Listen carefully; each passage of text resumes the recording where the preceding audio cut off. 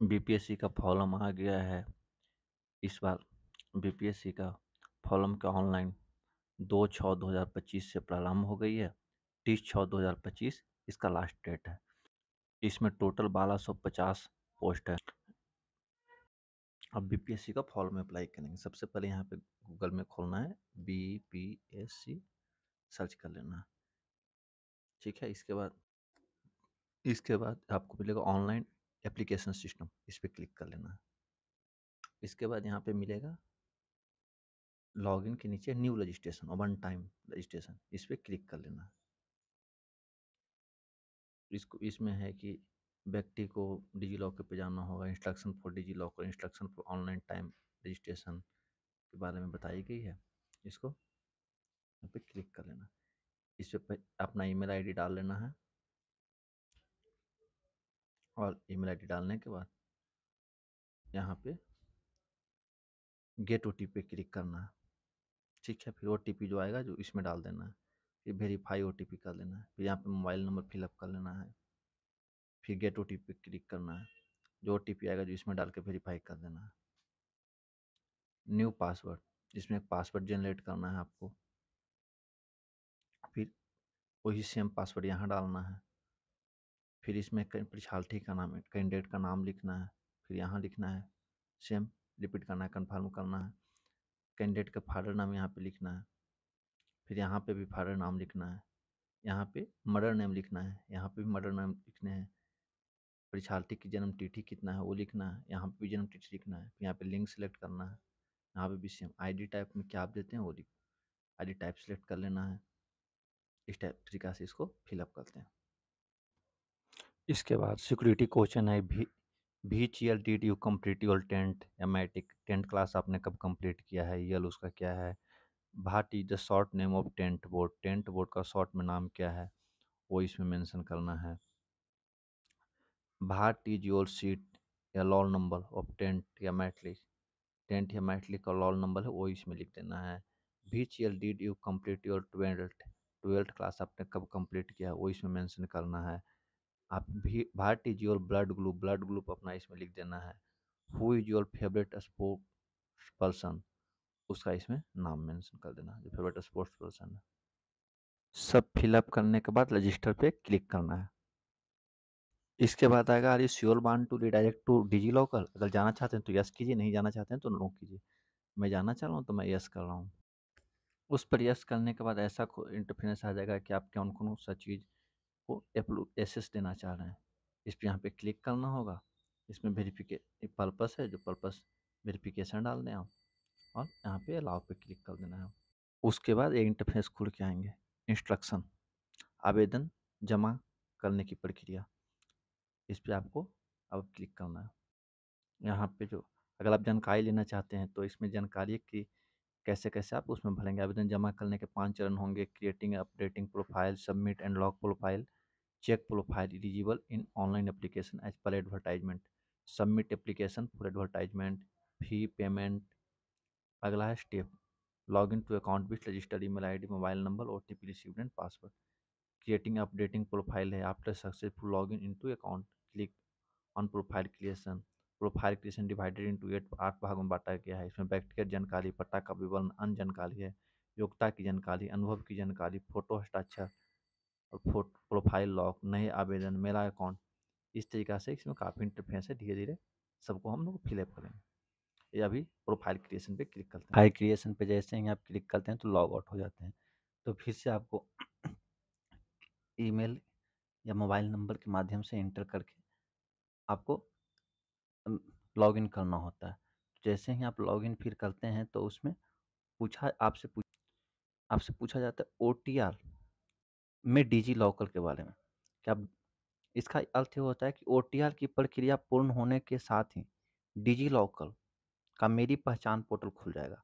जिन अभ्यर्थियों के पास digi locker का अकाउंट उपलब्ध है, जैसे अगर आपने पहले से डिजी लॉकर पे अकाउंट बना लिए हैं, जैसे डिजी लॉकर क्या होता है, वो एक पोर्टल है, उस पर सारा डॉक्यूमेंट सर्टिफिकेट वगैरह होता है।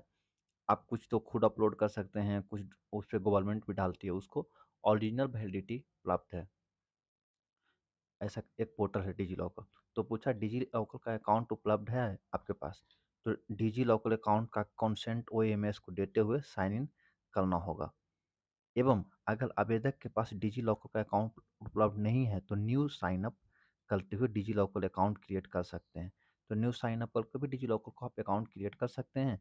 डिजी लॉकर का कंसेंट ओएमएस को देते हुए आई की प्रक्रिया पूर्ण करेंगे। तो जैसे उसमें जो जो चीज़ को लेकर आप कंसेंट देते हैं वो चीज़ यहाँ वैलिडेट हो जाता है इस ओटीआर में। दूसरा में ये बताया जाता है कि यदि आवेदक ने पहले ही डिजी लॉकर का दस्तावेज अपलोड कर दिए हैं और ओएमएस को एक्सेस दी है तो वे सीधे वहाँ से उन दस्तावेज को ओएमएस से लिंक कर सकते हैं। अगर डिजी लॉकर पे पहले से उपलब्ध है तो वही बोल रहे हैं कि लिंक कर सकते हैं। यदि आप अभी तक डिजी लॉकर के पोर्टल के माध्यम से प्रोसीड नहीं करना चाहते, अगर आप चाहते हैं कि मैं डिजी लॉकर के माध्यम से नहीं करूँ, तो ब्राउज़र के तो आप वहाँ पे एक येस और नो होता है, तो नो ऑप्शन क्लिक कर सकते हैं। फिर उसके बाद वो आगे आपका बढ़ जाएगा। तो जैसे ही आप आगे आगे बढ़ते हैं, तो आपको इस तरीक़ा से इंटरफ़ेस खुल के आता है। पहला में है पर्सनल इन्फॉर्मेशन, दूसरा में है देखिए यहाँ पे एड्रेस इन्फॉर्मेशन, थर्ड में है अदर इन्फॉर्मेशन, फोर्थ में है क्वालिफ़िकेशन इन्फॉर्मेशन, फिफ्थ में एक्सपीरियंस इन्फॉर्मेशन, सिक्स्थ में है upload photo, signature and profile log. देखते हैं फर्स्ट इन्फॉर्मेशन में क्या होता है पर्सनल इन्फॉर्मेशन में, यानी व्यक्तिगत जानकारी। इस चरण में आवेदक को कुछ अनिवार्य जानकारी भरना होता है, जैसे स्वयं की जाति और श्रेणी विवरण, जैसे आप कौन से कैटेगरी से आते हैं। आवेदक को अपने किसी भी प्रकार की दिव्यांगता, अगर आप विकलांग हैं, खेलों का विवरण, अगर आप कुछ खेल वगैरह खेलते हैं तो भूतपूर्व सैनिक, एनसीसी कैडेट, सरकारी कर्मचारी से संबंधित जानकारी देनी होगी। अंत में आवेदक को सेव बटन पर क्लिक करना होता है। इसमें इसका ये रहा शॉर्ट समरी। देखते हैं ये कैसे काम करता है। जैसे यहाँ पे तो है कैंडिडेट का नाम, ये तो पहले से ही भर के आ जाएगा। अगर डिजी लॉकर से इंक्लूड किया तो डिजी लॉकर वेरीफाई भी लिखेगा। ये हिंदी का जो नाम है आपको लिखना होता है, जैसे आप इंग्लिश में टाइप करते हैं हिंदी में कन्वर्ट हो जाते हैं। डेट ऑफ बर्थ भी डिजी लॉकर से वेरीफाई हो जाता है, यहाँ पे आ जाता है। ये जेंडर क्या है वो आ जाएगा, फिर फादर नेम भी आ जाता है, मदर नेम भी आ जाता है। ये मैरिट स्टेटस क्या है ये आपको यहाँ पे सेलेक्ट करना होता है, इसको वेरीफाई करना होता है। और आपने आईडी के प्रकार क्या दिया, आधार कार्ड अगर दिए हैं तो आधार नंबर अपने आ जाएगा। बॉडी आइडेंटिफिकेशन वहाँ शारीरिक पहचान चिन्ह जैसे अगर कहीं कटा छटा है या टील का निशान है कुछ भी तो आप दे सकते हैं यहाँ पे। फिर आगे पूछा है जाता है कि क्या आपने कभी अपना नाम बदला है, अगर कभी बदला है तो यस कर सकते हैं, नहीं किए हैं तो नो कर सकते हैं। फिर इसके बाद पूछा जाता है क्या आप भारत के नागरिक हैं, तो इसमें यस कर देना है। क्या आप बिहार राज्य के स्थायी मूल निवासी हैं, अगर बिहार राज्य से हैं तो यस कीजिए, नहीं है तो नो कर लीजिए। तो मैं बिहार राज्य से हूँ तो इसमें यस कर लेता हूँ, अगर नहीं बिहार राज्य से हूँ तो नो कर दे सकते हैं। ठीक है। Verify your are you a permanent resident of, क्या आप बिहार राज्य के स्थायी मूल निवासी हैं, तो यहाँ वेरीफाई करने का रहा, तो इसमें आप यस कर देंगे। तो जैसे ही आप यस करेंगे, जैसे अगर अगर आप नो करते हैं तो देखिए ये सब विकल्प खत्म हो गए। यस करते हैं जैसे ये सब विकल्प आ जाएंगे। रेसिडेंस निवास प्रमाण पत्र संख्या, आपको निवास आवासीय प्रमाण पत्र होता है उसका सर्टिफिकेट नंबर इसमें डालना होगा। वो कब जारी करने की तिथि, वो कब जारी हुआ है वो डालना होगा। इसके बाद आपको कास्ट कैटेगरी डिटेल, क्या आप किसी आरक्षित कोटे से आते हैं, ये पूछ रहा है कि क्या आप EWS, SC, ST, EBC, BC ये सेक्शन से आते हैं। तो अगर आप नो कर देते हैं तब तो कुछ विकल्प नहीं है, अगर यस कर देंगे तो देखिए विकल्प खुल जाता है। कोटि कोड का चयन करें, इसमें कौन सी EWS, SC, ST, EBC, BC जिससे भी आते हैं उसको सिलेक्ट कर लीजिए। वेरीफाई और कैटेगरी कोड, कैटेगरी कोड उसमें फिर वेरीफाई करने का रहा। सिलेक्ट कास्ट नेम, जाति का नाम चुनें, जो भी जाति आपका हो, जैसे मान लीजिए भगत, चानू, डोनर, गाडी, जो भी आपकी जाति हो चुन सकते हैं। क्रीमी लेयर रहित प्रमाण पत्र, एनसीएल सर्टिफिकेट का नंबर इसमें डाल देना है, इसमें उसका जारी करने की तिथि डाल देना। ठीक है। फिर सर्टिफिकेट इशू बाई, प्रमाण पत्र जारी, अदर से बिहार से तो जाहिर सी बात है बिहार से ही इशू हुआ होगा, इसमें फिर बिहार सेलेक्ट कर लेना है। आर यू ए ग्रांड सन या डॉटर ऑफ फ्रीडम फाइटर, क्या आप फ्रीडम फाइटर के फैमिली से रिलेटेड हैं, तो यस कर देना, नहीं है तो नो कर देना है। फिजिकल मेजरमेंट है जो अनिवार्य नहीं है, आप डाल भी सकते हैं नहीं भी डाल सकते हैं। यहाँ पे कोई विकल्प है, अगर डालना चाहें तो हाइट आपको डालना है, यहाँ पे वेट डालना है, चेस्ट डालना है, चेस्ट इन्फ्लेटेड इनसे फुलाव वाला और सिकुड़ा हुआ चेस्ट डालना है। फिर दिव्यांगता संबंधी विवरण है इसमें। इसमें पूछा जाता है क्या आप दिव्यांग हैं? तो अगर आप यस सेलेक्ट इसमें करते हैं तो फिर देखिए फिर नया-नया ऑप्शन खुल जाते हैं। क्या आप दिव्यांगता के प्रकार सब्सक्राइब की आवश्यकता है? क्या आपको जो लिखने वाले होते हैं उसकी ज़रूरत है? तो अगर उसकी ज़रूरत है तो इसमें यस कर सकते हैं, नहीं ज़रूरत है तो नो कर सकते हैं। दिव्यांग नेचर ऑफ डिसेबिलिटी के प्रकार क्या है? जो भी है उसमें आप ये फिलअप कर सकते हैं। Verify nature of disability visual ही वो जो आप वहाँ पे भरे उसको फिर से वेरीफाई करना है। फिर क्या है इंटर डिसेबिलिटीज़ दिव्यांग प्रमाण पत्र विवरण दर्ज करें। दिव्यांग सर्टिफिकेट नंबर यहाँ डाल देना है, इशू कब हुआ ये डाल देना है, डिसेबिलिटी का परसेंटेज कितना है ये डाल देना है। डिटेल ऑफ गवर्नमेंट दिव्यांग प्रमाण पत्र निर्गत करने वाले सरकारी चिकित्सा महाविद्यालय एवं अस्पताल का विवरण। वो कौन निर्गत किए हैं उनका पता डाल देना है, मतलब कहाँ से वो बना है आपका दिव्यांग प्रमाण पत्र, वो डाल देना है इसमें। फिर क्या है कि बीपीएससी मेरे द्वारा दिए गए दिव्यांगता का पुनः परीक्षण बीपीएससी करवा सकती है जिसके आधार पर दिव्यांगता प्रतिशत या मान होगी। मुझे कोई एक कहा है कि बीपीएससी अपने हिसाब से कुछ जरूरत पर तो करवा सकता है और उसी को आपको मानने में कोई आपत्ति नहीं होगी, ये कहा है।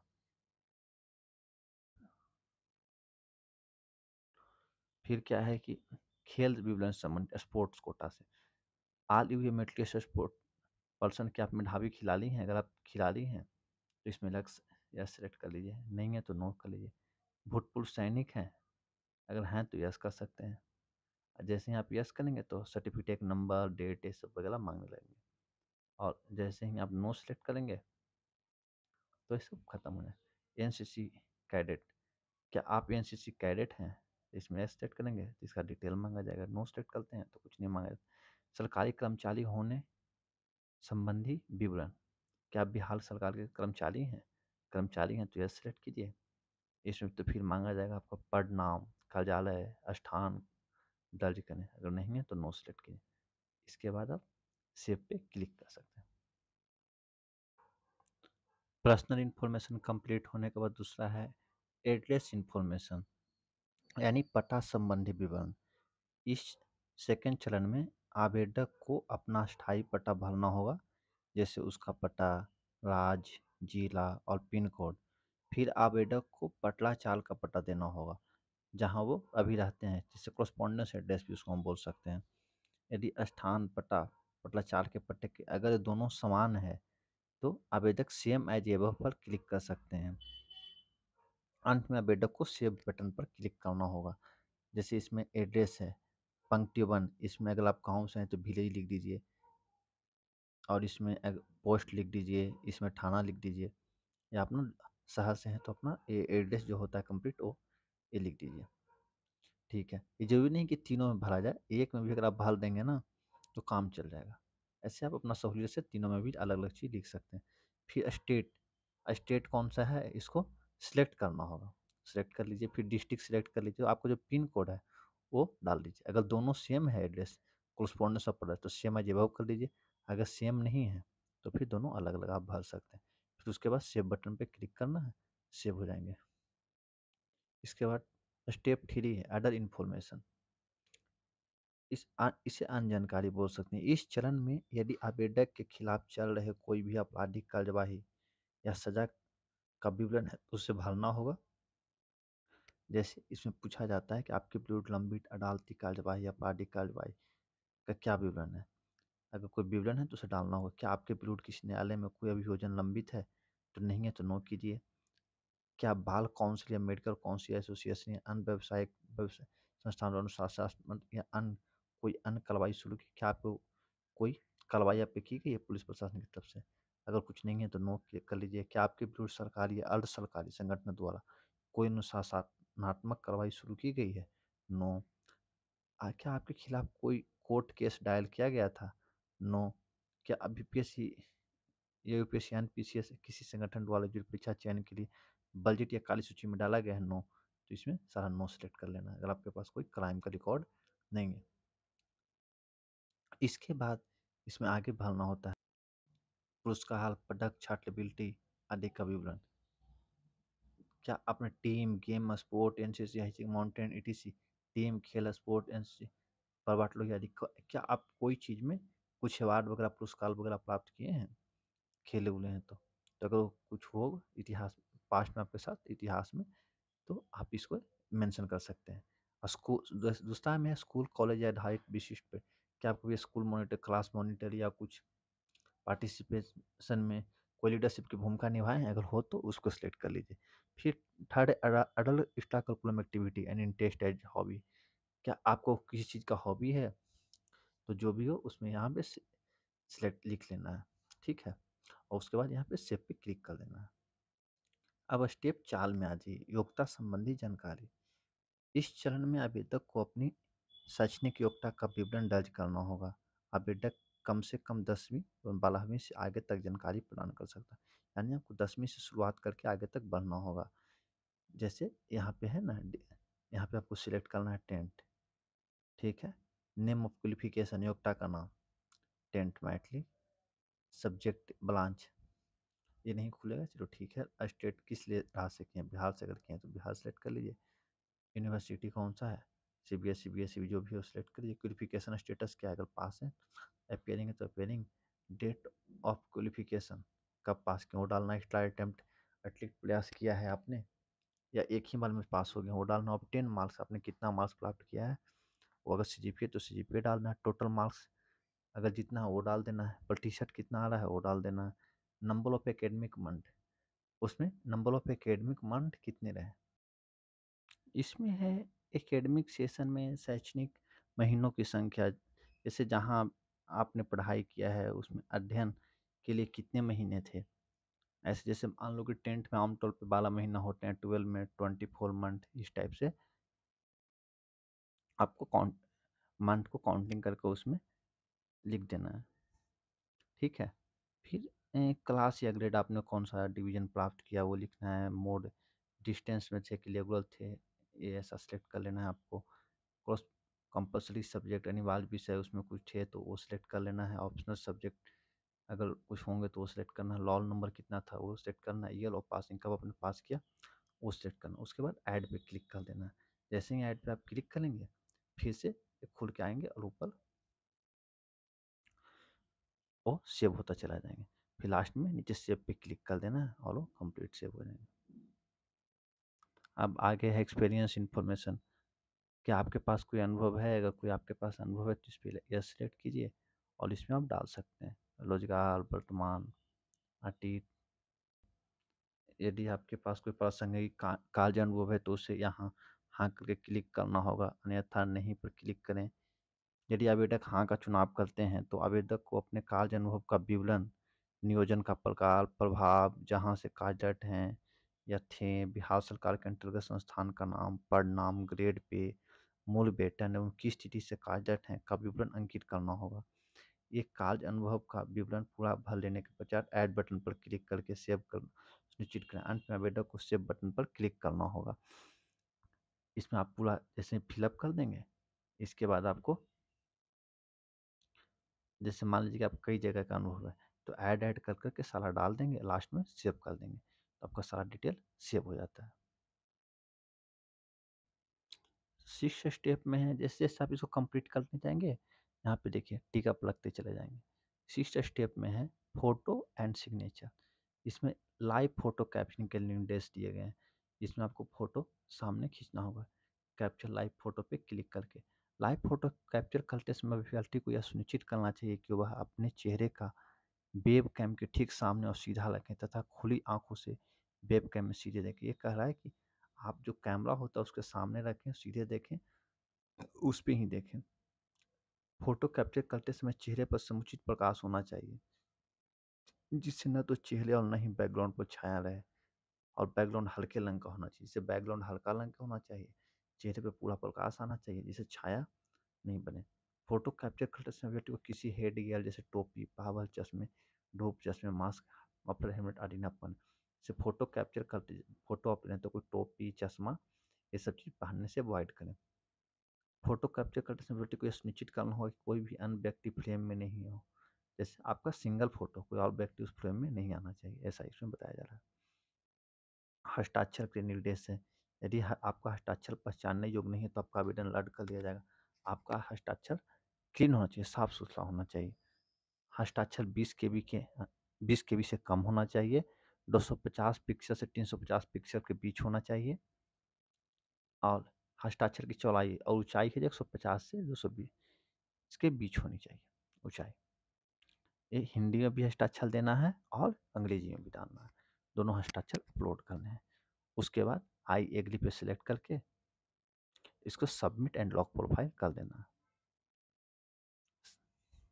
यहाँ पे सबमिट एंड लॉक प्रोफाइल, जैसे इस पर क्लिक करेंगे देखिए, आप please verify the correctness of entries made in OTR column before confirm. There is no provision to make change in the application column after confirmation. I confirm I have verified the correctness of entry made in OTR form.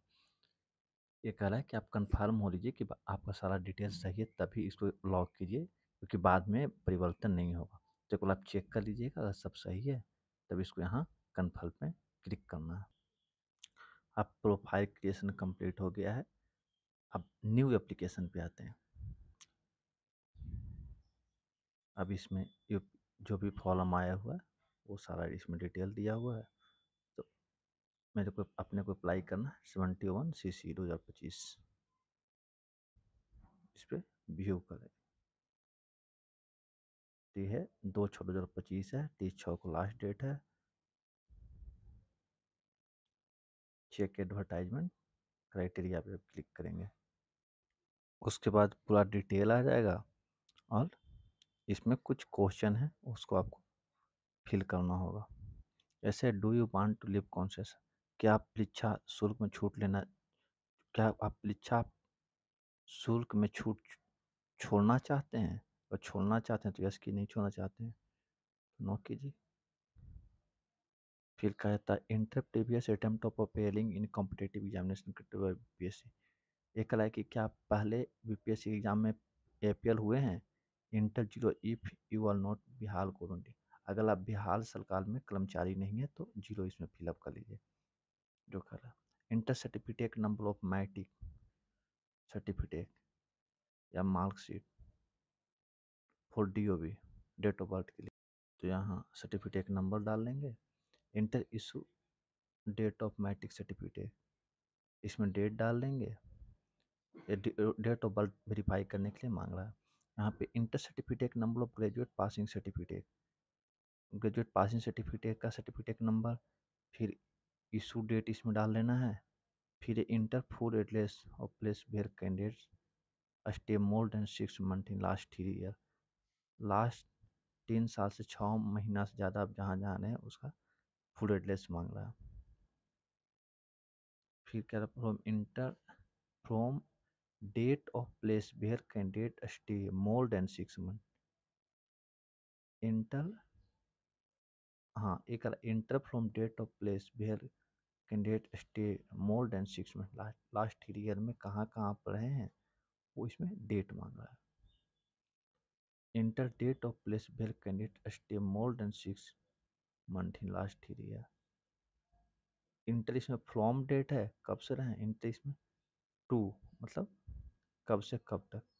Inter full address of place where candidate stay more than 6 month, full address, place का full address दीजिए। Inter from date of place where candidate stay more than 6 month, from ने कहाँ से, फिर to उसमें लिखना है। Inter full address and name of 2 person who know the candidate more than 6 month but not in relation, ऐसे को व्यक्ति का नाम लिखना है। Inter full address and name of 2 person का, जो कैंडिडेट को 6 महीना से जानता हो और उनके रिलेशनशिप में नहीं हो। Inter full address and name of 2 person who know the candidate, उनका फुल एड्रेस भी लिखना है। चलिए इसको फिलअप करते हैं। अगर आप बिहार कोरोना का कर्मचारी नहीं है तो इसमें 0 फिलअप कर लीजिए। फिर इसमें करेंटर certificate number of matric certificate, matric certificate का इसमें सर्टिफिकेट नंबर मैंने फिल कर लिया। फिर इसमें देखिए मैट्रिक सर्टिफिकेट कब इशू हुआ उस फिलअप करना है। फिर ग्रेजुएशन का पासिंग सर्टिफिकेट कब इशू इशू और डेट नीचे डाल देना। अब वो सर्टिफिकेट का नंबर लिखिए यहाँ पर ऊपर डाल देना। उसके बाद है inter full address of place where candidate stays more than 6 month in last 3 year में आप कहाँ रहे हैं 6 मंथ्स ज़्यादा, उसका पूरा डिटेल डाल देना है। तो अगर आप कहीं नहीं गए हैं तो आप अपना जो परमानेंट एड्रेस है वही डाल दीजिए। और enter from place where candidate stay more than 6 month, इसमें डेट डाल देना है। फ्रॉम मैंने कब से, और उसका एड्रेस डाल देना है। और फिर टू मैंने कब से कब तक, ऐसा। अगर तो अगर आप कहीं नहीं गए हैं तो अपना जो परमानेंट रेजिडेंस ये डाल दीजिए। और ये दो और यहाँ पे देखिए 10 नंबर और 11 नंबर और 12 नंबर, ये तीनों कॉलम को छोड़ सकते हैं, क्योंकि अगर आप कहीं नहीं गए तो फिर आपके लिए नहीं। फिर नीचे है 13 नंबर और 14 नंबर।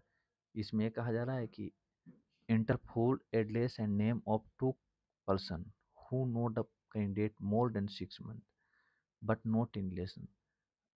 ऐसे व्यक्ति का, दो व्यक्ति का नाम लिखना है जो आपको जानता है और आपको रिलेशनशिप में नहीं है।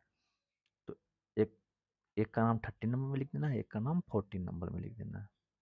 जैसे ही डिटेल आप भरते हैं उसके बाद देखिए खुद बताता है कि आप किस पोस्ट के लिए एलिजिबल हैं।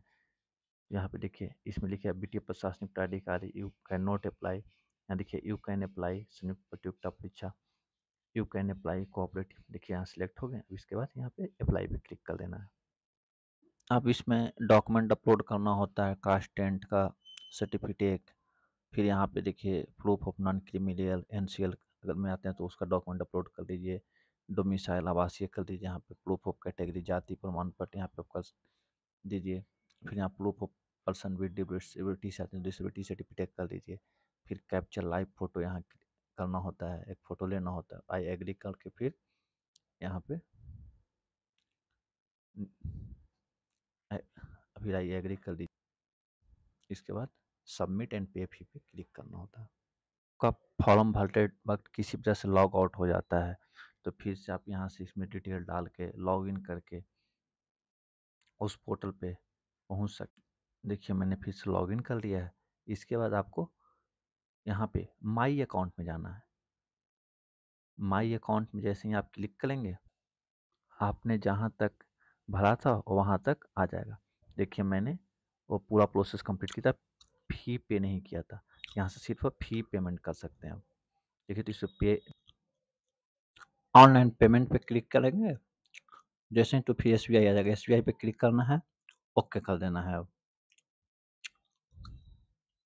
जैसे ही आप ओके करेंगे तो कुछ ऐसा खुल के आएगा। यहाँ पे अब आप यूपीआई पे क्लिक करेंगे, फिर इसके बाद यूपीआई क्यूआर, फिर इसके बाद पे नाउ पे क्लिक करना है।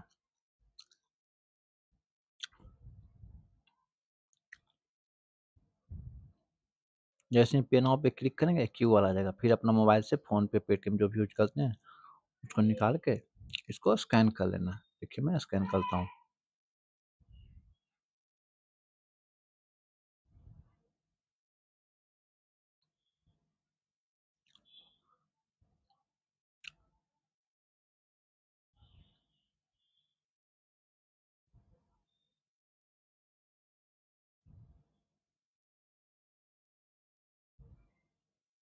स्कैन जैसे ही कंप्लीट हुआ देखिए ऐसे खुल के आ जाएंगे।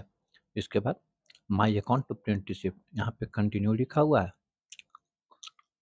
Thank you for making payment करके योर एप्लीकेशन ऑन कंफर्म। अब यहाँ पे my account to print receipt, यहाँ पे कंटिन्यू पे क्लिक करेंगे।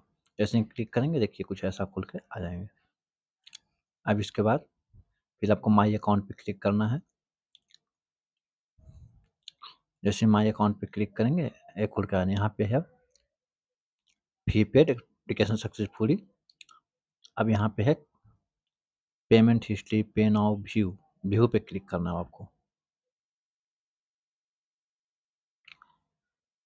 जैसे व्यू पे क्लिक करना है प्रिंट एप्लीकेशन प्रिंट का देखिए ऊपर ऑप्शन आ गया, इस पर क्लिक कर देना है एप्लीकेशन प्रिंट के। देखिए वहाँ पीडीएफ डाउनलोड हो गया ऊपर। उसके बाद आपका काम कंप्लीट होगा तो लॉग आउट यहाँ पे दबा देना है। लॉगआउट दबाएँगे तो इससे आप बाहर निकल जाएँगे। आपका काम सक्सेसफुल